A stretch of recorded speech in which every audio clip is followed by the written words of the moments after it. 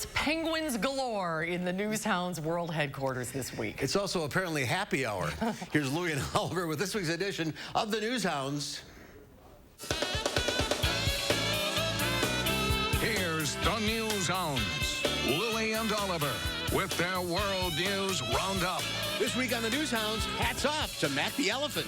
A bunch of booze hounds. And CrossFit for penguins. But first, speaking of penguins, after careful consideration and testing the waters, a nervous baby penguin at the Shed Aquarium in Chicago reached a milestone in his life. He waddled in and took his very first swim, a natural but important step for the penguin, and 3 other baby chicks joined him for their first swim. The 4 new Magellanic penguin chicks were born in late April and early May. They recently fledged their fluffy feathers for juvenile waterproof feathers to prepare for the swim where they fly through the water. Keeping fit physically and mentally during a lockdown is not easy, even for penguins at this zoo in Thailand.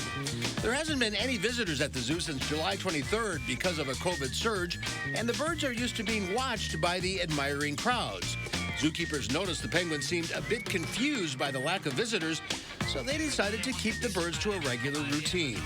Each day, they're fed 55 pounds of mackerel, split between 2 feedings. Then they enjoy a swim in an outdoor pool before returning to an air-conditioned enclosure. There are 41 penguins at the zoo with ages ranging from 1 month to 18 years.